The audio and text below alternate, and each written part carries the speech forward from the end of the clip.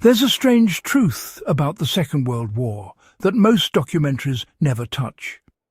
While armies clashed across continents, millions of civilians were quietly learning how to protect their homes, farms, towns and families using methods so effective that modern resilience experts still study them. These weren't fantasy doomsday tricks. They were real, documented, battle-tested strategies used in cities under siege, islands under bombardment and rural communities cut off from supply lines. And what makes them worth revisiting today is simple. They worked.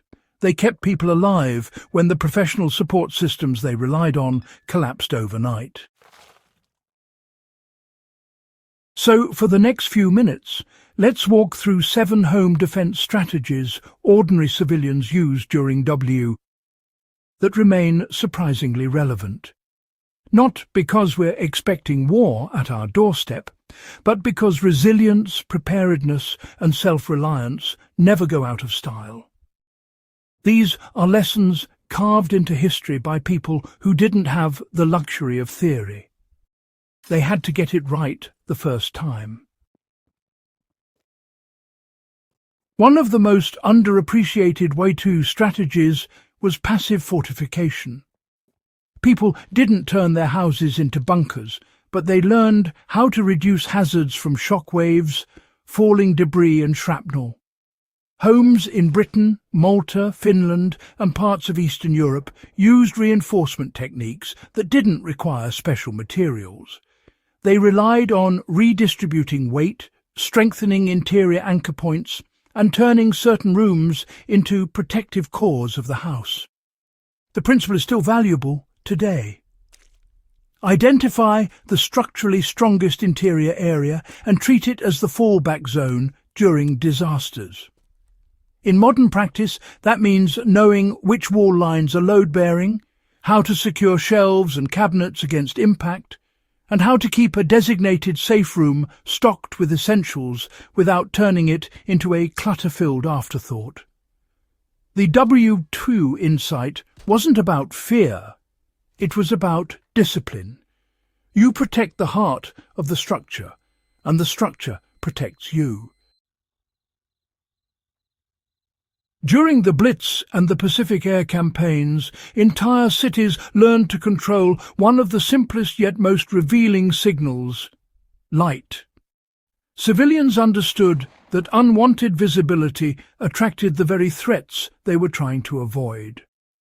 While the risk today isn't enemy aircraft, the underlying principle translates directly to modern security. Controlling visual signatures, especially at night, reduces the odds of drawing attention to your home. That could mean ensuring windows don't backlight your movements when your house faces a public street, or using layered curtains to maintain privacy without appearing shut-in. It's the same logic that wartime civil defense units enforce strictly. You don't reveal information you don't need to reveal. Light is information, and information is vulnerability. One of the most effective survival habits during World War II had nothing to do with combat. It had to do with how civilians stored food and essentials. In besieged cities such as Leningrad, Manila and Malta, people who kept all their supplies in one place lost everything when a single blast, fire or collapse hit their home. The civilians who survived the longest often stored supplies in multiple small caches throughout the house, outbuildings, basements, and even buried containers in gardens. The modern application is straightforward, but, often ignored. Spread out what matters. If your emergency gear, documents and basic supplies all sit in one closet or one shed, you've built a single point of failure into your resilience plan. World War II families learned that redundancy isn't paranoia. It's practicality, especially when the unexpected becomes, normal. World War II civilian defense proved something modern security experts constantly repeat. Groups outperform individuals in crises. In London, Warsaw and Tokyo, neighbourhood fire guards and warden groups worked in small teams to watch for embers, check on elderly residents, share tools, and relay warnings when communications failed. They weren't militarised, they were organised. Modern homeowners who want to borrow the concept don't need to form a militia. They just need to cultivate relationships.